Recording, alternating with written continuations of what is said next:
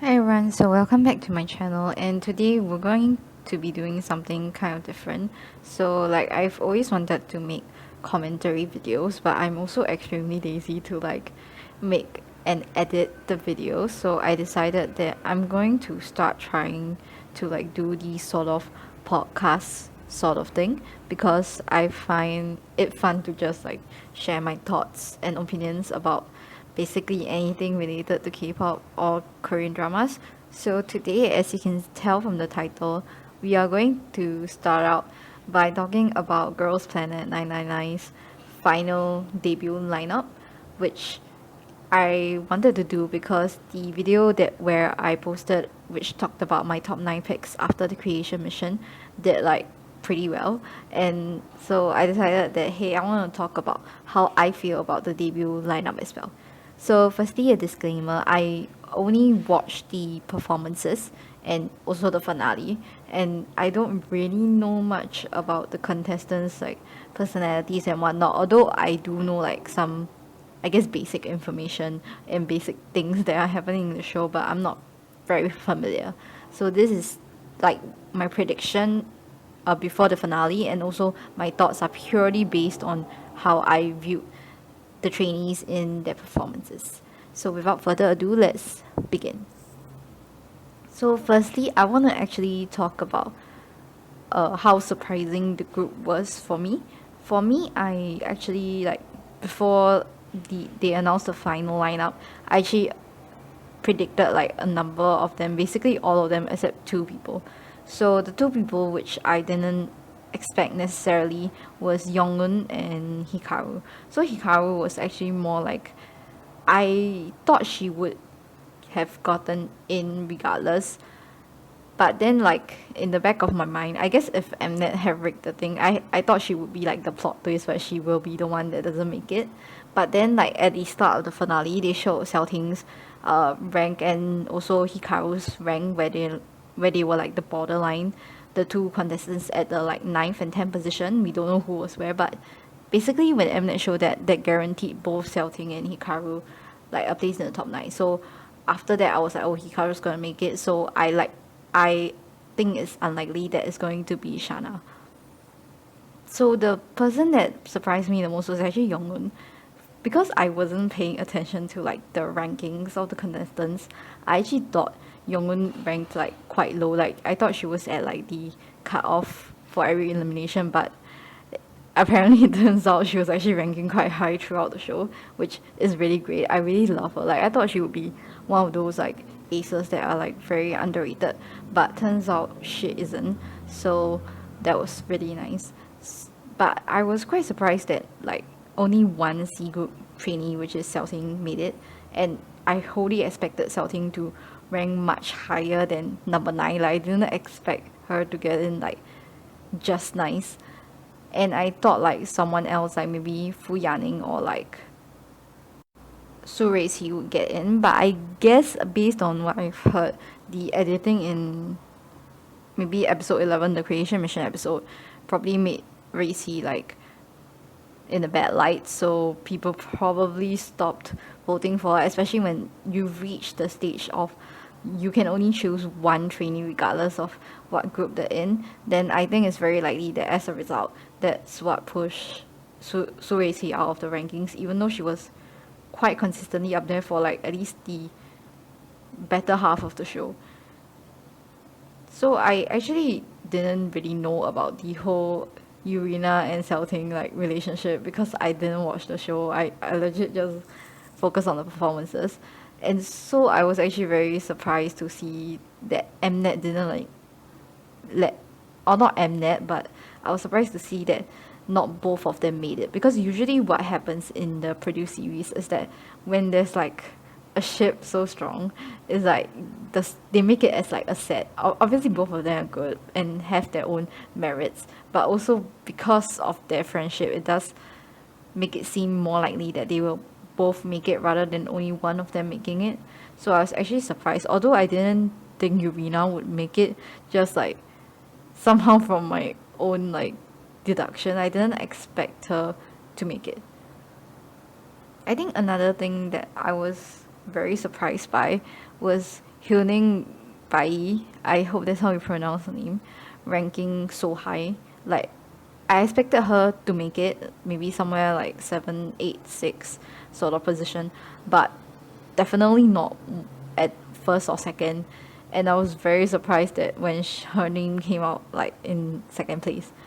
Like, no hate to her. I think she is a very good trainee, and I think people should just stop sending hate because she is very good and she still has a lot of room to grow and to develop. Even though right now, if you're looking at it currently, obviously I would want some of the other girls that got eliminated to get in, but I don't think she deserves all the hate that she's getting, because obviously if you're able to get to such a high position, it's not just your fans voting for you, right? Being able to retain the, maybe not the general public per se, but being able to make and retain fans does say a lot about how skilled you are, I guess, because after all, at the end of the day, in the idol industry, it does boil down to popularity, unfortunately and very sadly. So I think she shouldn't get all the hate that she's receiving right now, because she is actually a very stable vocal, and obviously she's still growing as a singer and as a artist. Okay, so the last thing I want to talk about is what sort of concept I can see the group going for.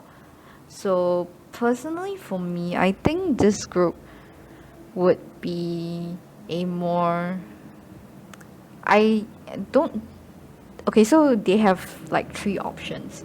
Firstly, I think they could potentially go for the cute, kind of like weekly itzy high teen, slightly cute, slightly girl crush concept.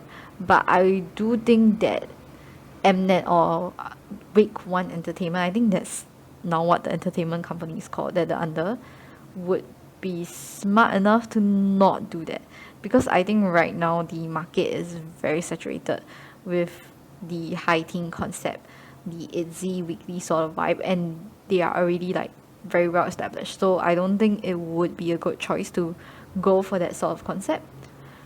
But they could just do it just because it's the more in trending, like the more cute retro sound, kind of like Shoot, the more Shoot sound from the Creation Mission. And then the second concept that I think they could go for is just like flat out girl crush, because with this lineup of members, although a lot of them are surprisingly very young, they don't look very young, and they look like, and all of them can carry that girl crush concept very well, in my opinion. So I think that that is a concept they could go for. But again, for that, there's the danger of being, of the market already being very saturated right now. Okay, right now the market isn't saturated by girl crush concepts per se, but aespa is doing it so well that I truly think no one currently can take that position. And then lastly, what I think, or what I personally want to see from them is something of a blend between like the Eyes One sound, like the elegance of Eyes One, but also that youthful concept that IOI had. Because I think right now there's not a lot of groups with a youthful, refreshing sound. So I think that is something that Kepler could fill as a girl group, like the, almost like Sister. Oh my gosh, I really miss Sister. Okay, but anyways, that refreshing sound is sorely missed, I feel, in the industry. Maybe something a bit more like elegant, refreshing, kind of like Queendom by Red Velvet. That sort of concept I could see them going for. And okay, lastly, I want to talk about the group name. I actually don't mind the group name. I think it's a okay decent name, although I did not expect the number one to appear in it, considering how hard Mnet tried to detach Girls Planet 999 from like the Produce 101 series. I was expecting the number 9 to be in it, not the number 1. So that's surprising. But other than that, I do think the name is pretty okay. So based on what I saw, Kepler is a combination of the word where Kep means they kept their dreams alive, and one is that they will unite and become the best. And somehow the logo has two suns and one moon, which I don't actually understand where that comes from. But and anyways, I think the meaning is okay, although I wouldn't have thought they would pronounce it as Kepler. Like in my head, I would have like pushed the one in front and make it like keeper or something like that. Although that sounds weird also, but Kepler sounds okay. Just that it kind of sounds like a boy group name in comparison to, you know, IZ*ONE and IOI. I think that it sounds much more like a boy group name, but I could definitely see the like how it rolls off the tongue very well. So I think it's not a bad name at all. And finally, before I end off, I promise this is the last part. I want to talk about how successful I think they will be. So their contract is for 2.5 years, so it's similar to IZ*ONE, and it's different from what X1 was promised because that eventually did not come to fruition. But so it's not like a 5-year contract; it's only a 2.5-year contract, if I am not mistaken. So I think considering how IZ*ONE did how many albums? IZ*ONE did two minis, then one full album, and so they did four mini albums and one full album. But there was a period where they weren't really promoting because of A, COVID, B, the produce situation. So I think in the 2.5 years, if Mnet truly pushes them and if they are like successful in the start, I can see Kepler having maybe 6 minis and 2 full albums. I think that would probably be what happens. Either that or it would be 5 minis, 1 full album, one repack, and then another full album. So in terms of how successful I think they will be, I think there is very good potential for this group if Mnet or if their company, their Week One Entertainment Agency, is able to establish a sound for them. Because I think the reason that IZ*ONE did very well despite the like lackluster reception to their debut formation, their debut sound was very good and that sound carried on through the rest of their careers, which I think is a very good choice for any group right now in the K-pop industry to just have a sound, establish that sound, and continue refining that sound. Especially when you're on a short contract of 2.5 years, it's much better to stick to one sound, I think, rather than flip-flopping between different concepts, different sounds.